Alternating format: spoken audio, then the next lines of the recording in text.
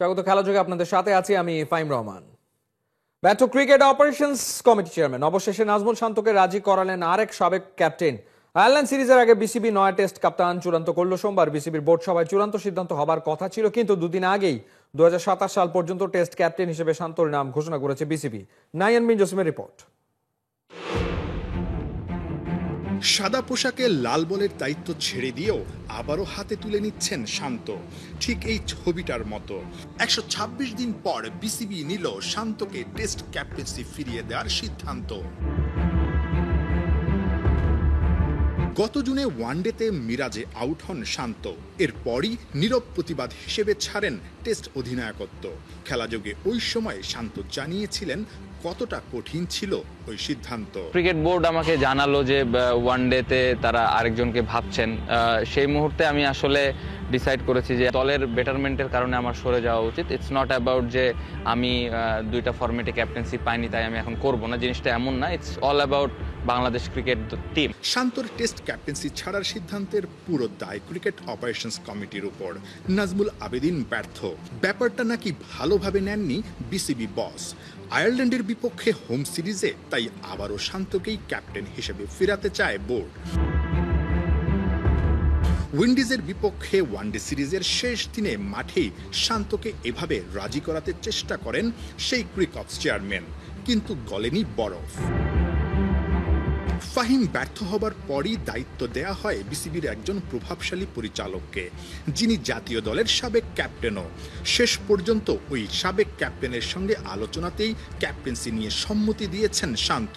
দায়িত্ব পেয়েছেন 2027 সাল পর্যন্ত, অর্থাৎ চলতি টেস্ট চ্যাম্পিয়নশিপ চক্রের পুরোটাতেই ক্যাপ্টেন্সির দায়িত্বে থাকবেন শান্ত। আগেই জানিয়েছিলেন ব্যাটে বলে হলে কোনো আপত্তি নেই আবারও ক্যাপ্টেন্সি নিতে। আরও একবার ক্যাপ্টেন্সির দায়িত্ব যদি আপনার কাঁধে দিতে চায় বিসিবি, আপনি কি নেবেন? আমি সবসময় যেটা বলে থাকি যে একটা ক্যাপ্টেন লম্বা সময় যদি পায় তার জন্য প্ল্যান করাটা সুবিধা হয় এবং সে প্লেয়ারদেরকে ওইভাবে ওই ভরসাটুকু দিতে পারে। তো সব মিলে যদি সব কিছু মিলে যায় এবং ক্রিকেট বোর্ডের সাথে আমার আন্ডারস্ট্যান্ডিংটা বেটার পজিশনে থাকে, মেবি আসতেও পারি। চলতি টেস্ট চ্যাম্পিয়নশিপে বাংলাদেশের সেরা ব্যাটসম্যান শান্ত, গড় 100, 2 টেস্টের রান করেছেন ঠিক 300। ক্যাপ্টেন শান্ত নিশ্চয়ই এই ফর্ম ধরে রাখতে চাইবেন নতুন করে পুরনো দায়িত্বে ফেরার পর। নাহিয়ান বিন জসিম, 71। সত্যি কি ক্ষমতা কমিয়ে আনা হচ্ছে ক্রিকঅপস কমিটি চেয়ারম্যানের? গুঞ্জন উড়িয়ে দিলেন নাজমুল আবেদিন ফাহিম। বলছেন তেমন কোনো সম্ভাবনা নেই। জাতীয় দলের ব্যাটিং ডিপার্টমেন্ট হতাশ করছে, ক্রিকঅপস চেয়ারম্যান জানিয়েছেন আপাতত কোনো সম্ভাবনা নেই স্পেশালাইজড ব্যাটিং কোচ নিয়োগের। মনোবিদ নিয়োগের চেষ্টাও ভেস্তে গেছে। নাইয়ান বিন জসিমের রিপোর্ট। কেউ আলোচনায় নেই, কিন্তু আমাদের চিন্তায় আছে যে এটাকে আমরা কি করে আরো সুন্দরভাবে সাজাতে পারি। না, ছায়া কমিটিতে কোনো সুযোগ নেই। আগের বোর্ডে সরব, নতুন বোর্ডে নীরব। নাজমুল আবেদিনের কাজে নাকি এখন অনেকেই নাখোশ। ক্রিকঅপসের চেয়ারটা চেয়ারম্যানের হলেও এখন থেকে ছায়া কমিটি নাকি নিবে গুরুত্বপূর্ণ সিদ্ধান্ত, যেখানে সাবেক 3 ক্যাপ্টেন আমিনুল ইসলাম বুলবুল, ফারুক আহমেদ, খালেদ মাসুদের সঙ্গে থাকবেন আব্দুর রাজ্জাকও। অর্থাৎ যারা সাবেক ক্রিকেটার তারাই হবেন ছায়া কমিটির সদস্য। ঘটনা কতটা সত্য, যাকে ঘিরে ছায়া কমিটির আলোচনা, সেই নাজমুল আবেদিন নিজেই দিলেন উত্তর। না, ছায়া কমিটিতে কোনো সুযোগ নেই। বিসিবিরই প্রত্যেকটা কমিটি স্ট্যান্ডিং কমিটি আছে এবং সেই স্ট্যান্ডিং কমিটি যখন পূর্ণাঙ্গরূপে কাজ করবে তারাই সব সিদ্ধান্ত নেবে। এখানে ছায়া কমিটি হবার কোনো সুযোগ নেই। বাট যেটা হয় যে বাংলাদেশ ক্রিকেট বোর্ডে এখানে অনেক এক্স ক্রিকেটার আছে, অনেক বল না, কিছু সংখ্যক এক্স ক্রিকেটার আছে যাদের যথেষ্ট অভিজ্ঞতা আছে এবং তারা যথেষ্ট সময় কাটিয়েছে ক্রিকেট বোর্ডে। যে কোনো বিষয়ে তাদের সাথে আলোচনা হতে পারে। সেটা একটা, আমি যদি একটা বিদেশি কোচ নিতে চাই, হেড কোচ নিতে চাই, একটা স্পেশাল কমিটি করে সেটা করা যেতে পারে। আমরা যদি একজন ক্যাপ্টেন নির্বাচন করতে চাই, সেটা স্পেশাল একটা কমিটি করে সেটা করা যেতে পারে। এসব হতেই পারে। তার মানে এই না যে স্ট্যান্ডিং কমিটিটাকে অবমূল্যায়ন করার কোনো সুযোগ আছে। দলের সাফল্য কিংবা ব্যর্থতা সবটার কৃতিত্ব কিংবা দায় বর্তায় সবার আগে ক্রিকেট অপারেশনসের উপর। উইন্ডিজের বিপক্ষে হোয়াইট ওয়াশ হয়ে ঢাকা ফিরেছে টাইগাররা। টি-20তে ছন্দে থাকা দলটার ব্যর্থতা নিয়ে অবশ্য খুব একটা চিন্তিত না ফাহিম। কিছুটা হতাশা, বাট এগুলো বোধহয় মেনে নিতে হবে যে এখানে অনেক সময় ভালো পারফরমেন্স হবে, অনেক সময় হবে না। যেই ফ্লোতে ছিল আমাদের দল সেখানে বোধহয় আরও বেটার পারফরমেন্স আমরা আশা করেছিলাম, স্পেশালি ইন টার্মস অফ ব্যাটিংয়ে বোধহয় যেই রান আমাদের দলকে চেজ করতে হয়েছে বা যে রান করার সুযোগ ছিল সেই রান আমরা বোধহয় করতে পারিনি। রিসেন্টলি আমরা যে শক্তি দেখিয়েছি আমাদের ব্যাটিংয়ে সেটা আমরা এখানে পাইনি দেখাতে। ব্যাটিং ডিপার্টমেন্ট নিয়ে দুশ্চিন্তা, অথচ বাংলাদেশ দলে স্পেশালাইজড কোনো ব্যাটিং কোচ নেই। শোনা যাচ্ছিল একজন বিদেশি কোচ খুঁজছে বিসিবি। গুঞ্জনটা কতটা সত্যি? ব্যাটিং কোচের ব্যাপারটা যে এটা একটা কন্টিনিউয়াস প্রসেস, আমাদের তো চলছে। অনেক দেশই আছে যেখানে হয়তো সাদা বলের জন্য একজন কোচ থাকে, লাল বলের জন্য একজন কোচ থাকে। এই ধরনের আলাপ আলোচনা আমরা সবসময় করি যে আমাদের এখানে আমরা কি করতে পারি, ব্যাপারটাকে আরও কতটা বিস্তৃত করা যায় আমাদের ব্যাটারদের জন্য হোক, দলের জন্য, আর কোথায় কোথায় আর আমরা ভ্যালু অ্যাড করার জন্য আমরা টেকনিক্যালও করতে পারি না, এমন কোনো কেউ আলোচনায় নেই। কিন্তু আমাদের চিন্তায় আছে যে এটাকে আমরা কি করে আরও সুন্দরভাবে সাজাতে পারি। লিটনরা টানা খেলায় শারীরিক ক্লান্তির সঙ্গে কেউ কেউ মানসিকভাবে দুর্বল, টানা ব্যর্থতায়। টাইগারদের মানসিকভাবে চাঙ্গা করতে একজন মনোবিদ নিয়োগ দেওয়ার কথা, কিন্তু সেখানেও হোঁচট খেল বিসিবি। মনোবিদের ব্যাপার যেটা ওটা প্রায় চূড়ান্ত পর্যায়ে ছিল, কিন্তু শেষে গিয়ে যার সাথে আমাদের আলাপ হয়েছিল তার কাছ থেকে আমাদের যে প্রত্যাশা ছিল, আমরা চাচ্ছিলাম পুরোটা সময় জুড়েই আমাদের দলের সাথে থাকবে, জাতীয় দল হোক বা অন্যান্য আমাদের যারা আপকামিং খেলোয়াড়রা আছে তাদের সাথে থাকবে। বাট শেষে এসে সেই শর্তটার সাথে সে রাজি হতে পারেনি। নাহিয়ান বিন জসিম, ৭১।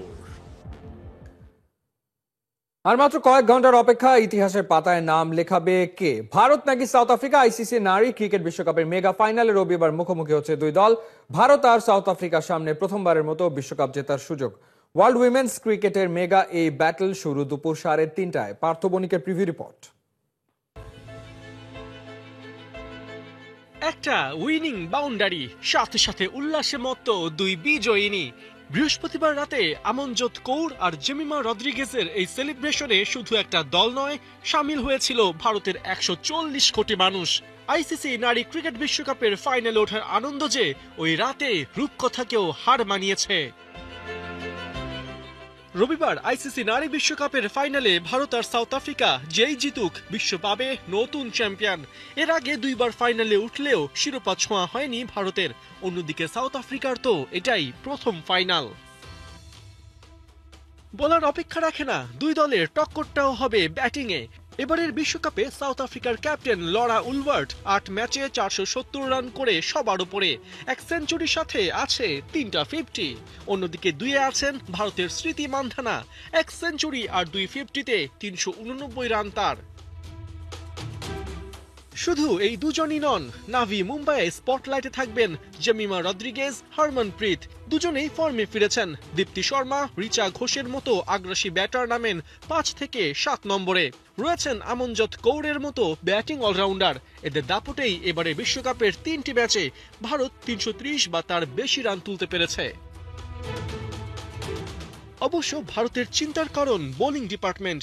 রেণুকা সিং, ক্রান্তি গৌড়া প্রত্যাশা অনুযায়ী পারফর্ম করতে পারছে না, দিচ্ছেন প্রচুর হোয়াইট বল। এখন পর্যন্ত 89টি হোয়াইট বল করেছে ভারতের বোলাররা, সাথে নো বলের সংখ্যা 6টি। অর্থাৎ প্রতি ম্যাচে প্রতিপক্ষকে গড়ে 2 ওভার বেশি ব্যাট করার সুযোগ দিয়েছে ভারত। কিন্তু প্লাস পয়েন্ট দীপ্তি শর্মা। একমাত্র এই অফ স্পিনারই 17 উইকেট নিয়ে যৌথভাবে টপে আছেন। ফাইনালেও তার দিকে চেয়ে থাকবে টিম ইন্ডিয়া। ভারতের জন্য সেকেন্ড মাথা ব্যথার নাম মিস ফিল্ডিং। এখন পর্যন্ত বিশ্বকাপে সবচেয়ে বেশি 18টি ক্যাচ ফেলেছে ভারতের ফিল্ডাররা, সবচেয়ে বেশি 74 বার মিস ফিল্ডও হয়েছে তাদের। সাথে ওভার থ্রো আছে সবার চেয়ে বেশি 6 বার। এদিকে সাউথ আফ্রিকা বোলিংয়ে হুঙ্কার দিয়ে রেখেছে।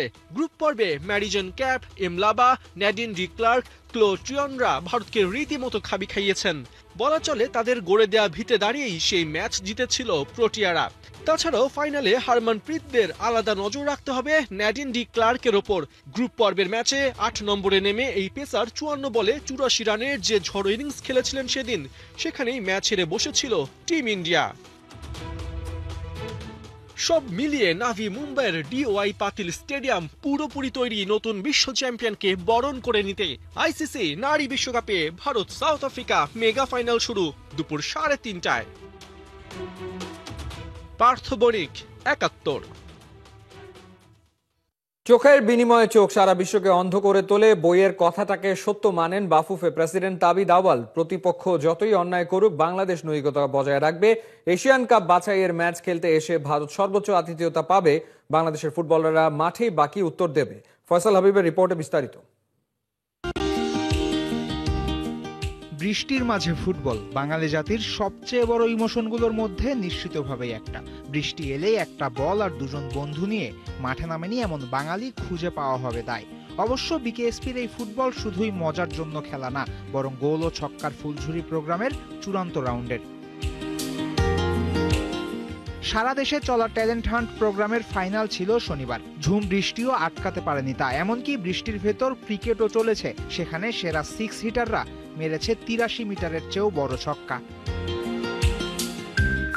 নিশ্চিতভাবেই এমন বৃষ্টিতে বাসায় কাঁথামুড়ি দিয়ে ঘুমাতে আরাম লাগবে, কিন্তু খেলোয়াড়রা যখন মাঠে তখন একজন যোগ্য সংগঠকের বাসায় বসে থাকা কি সাজে? তুমুল বৃষ্টি উপেক্ষা করে বাফুফে সভাপতি তাবিদ আওয়াল পৌঁছেছেন সাভারের বিকেএসপি। গোল ও ছক্কার ফুলঝুরিতে বিজয়ীদের পুরস্কার তুলে দিয়েছেন তিনি। জানালেন আরও বেশি ফুটবলার পেতে ক্রীড়া শিক্ষা প্রতিষ্ঠান আর ফুটবল ফেডারেশন কাজ করবে একসঙ্গে। আমরা সবসময় গর্বিত যে বিকেএসপি থেকে এর আগেও অনেকগুলি ফুটবল প্লেয়াররা ক্লাব এবং ন্যাশনাল টিমে উঠে এসেছিল। অ্যান্ড আমরা বিশ্বাস করি যে আমাদের ভবিষ্যতে যখন আমরা কোলাবোরেটিভভাবে আমরা কাজ করব, খালি বিকেএসপি না, BKSP, Bangladesh football federation, Bangladesh আর্মির স্পোর্টস ডিভিশন, ক্যাডেট কলেজ যারা অনেক অ্যাথলিটদেরকে তৈরি করে, এবং অনেক লোকাল একাডেমিজে তৈরি হয়ে গেছে। এই কোলাবোরেটিভ অ্যাপ্রোচে কিন্তু আমরা দেখব ভবিষ্যতে ফুটবলে আরও অনেক ভালো ভালো খ্যাতিমান প্লেয়ার, খালি বাংলাদেশের মাটিতে না, ইন্টারন্যাশনাল লিগেও আমরা দেখতে পারবো তারা খেলতে পারছে। চলতি মাসেই এশিয়ান কাপ বাছাইয়ের ম্যাচ খেলতে ভারত আসবে দেশে। সামগ্রিক দিক বিবেচনায় তাবিদ আওয়াল বাফুফে প্রধানের চেয়ারে বসার পর সবচেয়ে বড় দায়িত্ব হতে যাচ্ছে 18 নভেম্বরের ম্যাচ আয়োজন। জাতীয় দল পাঠানোর আগে ভারত ইতোমধ্যেই পাঠিয়েছে প্রতিনিধি দল। এসবের কি আসলেই ছিল কোনো প্রয়োজন? বাংলাদেশে ভারতের প্লেয়াররা বাংলাদেশের মাটিতে পৌঁছাবে, সেই তাৎক্ষণিক যাতে ওনারা আমার দায়িত্ব হয়ে যাবে। তো বাংলাদেশ ফুটবল ফেডারেশন থেকে আমরা ওনাদের যতটুকু রুলস রেগুলেশন এবং ভিজিটিং হিসাবে দায়িত্ব পালন করা, আমরা সর্বদা দায়িত্ব পালন করব। সেটা ইনক্লুড করে সিকিউরিটি, ওদের থাকা যাওয়ার অবস্থান এবং ওদের যে প্র্যাকটিস মাঠ পায় সেটাও নিশ্চিত করা। বাংলায় প্রবাদ আছে, যার মনে যা প্রকাশ পায় তা। দাদাদের দেশে বাংলাদেশ যখন গিয়েছিল হামজাদের অভিজ্ঞতা ছিল তেতো। সেটা ফেরত পাওয়ার ভয়েই কি ভারত ভীত? হতে পারে, তবে বাফুফে বসের উত্তর শুনে ভারত ম্যানেজমেন্টের দুশ্চিন্তা কমবে, সাথে ওদের বিবেকেও কি খানিক আঘাত লাগবে। যে আমাদের যে বাঙালি কালচার, যেটা আমরা আমাদের বাঙালি কালচারটাকে আমরা সবসময় হাইলাইট করব। আমরা বিশ্বাস করি যে ধরনের নেতিবাচক আচরণ আমরা অন্যদের দেশে পেয়েছিলাম, সেটা প্রমাণ করে যে বাংলাদেশ এখন খুবই একটা ট্যালেন্টেড টিম। বাংলাদেশ একটা থ্রেট। তো বাংলাদেশি দলকে ওরা যত রকমের সাইকোলজিক্যাল এবং অন্য কৌশল ব্যবহার করতে পারে তারা ব্যবহার করে। আর আমরা বিশ্বাস করি আমাদের নিজস্ব ট্যালেন্টের উপরে, আমাদের টিমের উপরে, আমাদের দলের উপরে। আর আমরা প্রত্যেকটা জবাব মাঠে খেলে জিতিয়ে দিতে প্রস্তুত। তাবিদ আওয়াল যেন হাসি মুখে বললেন, তোমরা আমাদের কাছে ফুলই পাবে, যদিও দিয়েছিলে কাঁটা। বাংলাদেশ বিসর্জন দেবে না নৈতিকতা। এখন দায়িত্ব ফুটবলারদের। সভাপতির আস্থার প্রতিদান দিয়ে হোম ক্রাউডের সামনে জিততে হবে ম্যাচটা। ফয়সাল হাবিব, ৭১। নতুন উচ্চতায় কিলিয়ান এমবাপে ক্যারিয়ারে প্রথমবার জিতে নিলেন ইউরোপিয়ান গোল্ডেন বুট অ্যাওয়ার্ড। গেল মৌসুমে সর্বোচ্চ গোল করার কীর্তি গড়ে জিতেছেন এই পুরস্কার। রিয়ালের জার্সিতে এমবাপে খেলে যেতে চান আরো বহু বছর। কোহিনুর কণার রিপোর্ট। Same but different. সোনার বুটে ক্রিশ্চিয়ানো রোনালদোর চুমু খাওয়ার সেই 2011 সালের ছবিটাকেই যেন রিক্রিয়েট করলেন কিলিয়ান এমবাপে। আইডলের পথে হেঁটেই তো স্বপ্ন জয়। ক্যারিয়ারের প্রথম তো বটে, CR7 এর পর রিয়াল মাদ্রিদের প্রথম খেলোয়াড় হিসেবে এমবাপে জিতে নিয়েছেন ইউরোপিয়ান গোল্ডেন বুট অ্যাওয়ার্ড। এই সেলিব্রেশন ফরাসি ম্যাজিশিয়ানকেই তো মানায়। গেল মৌসুমটা লস ব্লাঙ্কোদের ভালো না কাটলেও কিলিয়ান এমবাপে ছিলেন দুর্দান্ত। ইউরোপের সব লিগ মিলিয়ে ফরাসি গোল মেশিন ছিলেন সবার চূড়ায়। শুধু লা লিগাতে 34 ম্যাচে 2915 মিনিট মাঠে থেকে করেছেন 31 গোল। ইউরোপিয়ান গোল্ডেন বুট পয়েন্ট সিস্টেমে এমবাপের পয়েন্ট দাঁড়িয়েছে 62। আর তারই স্বীকৃতি হিসেবে স্প্যানিশ স্পোর্টস আউটলেট মার্কা এবং ইউরোপিয়ান স্পোর্টস মিডিয়া যৌথভাবে এমবাপের হাতে তুলে দিয়েছে এই মর্যাদাপূর্ণ পুরস্কার। এই রেসে বিশ্বকাপ জয়ে পেছনে ফেলেছেন পর্তুগালের স্পোর্টিং সিপির ভিক্টর গিয়োকেরেস আর ইজিপশিয়ান কিং মো সালাহকে। ক্যারিয়ারে প্রথমবার ইউরোপিয়ান গোল্ডেন বুট জিতে গর্বিত কিলিয়ান এমবাপে জানিয়েছেন নিজের আবেগ অনুভূতির কথা। ফুটবলার হিসেবে এটা তার কাছে অনেক বড় প্রাপ্তি, আর রিয়ালের জার্সিতে খেলে যেতে চান আরো অনেকটা বছর, জিততে চান অনেক ট্রফি। শাভি আলোনসোর আন্ডারে এবছর রিয়াল মাদ্রিদ আর এমবাপে দুজনে ছুটছেন সুপারসনিক গতিতে। সব প্রতিযোগিতায় 13 ম্যাচে 12 জয়ের শীর্ষে রিয়াল মাদ্রিদ। এদিকে কিলিয়ান এমবাপে এরই মধ্যে লা লিগায় করে ফেলেছেন 11টা গোল, জিতে নিয়েছেন ব্যাক টু ব্যাক লা লিগা প্লেয়ার অব দ্য মান্থ পুরস্কার। তবে এমবাপের জন্য এক নতুন অধ্যায়ের শুরু মাত্র। 1997 সাল থেকে এখনো পর্যন্ত এই পুরস্কারটি দিয়ে আসছে ইউরোপিয়ান স্পোর্টস মিডিয়া। রেকর্ড সর্বোচ্চ 6 বার এই অ্যাওয়ার্ড জিতেছেন আর্জেন্টাইন কিংবদন্তি লিওনেল মেসি। ফরাসি স্ট্রাইকারের লক্ষ্যটা নিশ্চয়ই একদিন মেসিকে ছুঁয়ে ছাড়িয়ে যাওয়া। কোহিনুর কণা, 71। এই ছিল এই মুহূর্তের খেলাযোগে। সরাসরি সংবাদ অনুষ্ঠান দেখতে চোখ রাখুন 71-এর ফেসবুক পেজ এবং সাবস্ক্রাইব করুন 71-এর ইউটিউব চ্যানেল। 71-এর সাথেই থাকুন।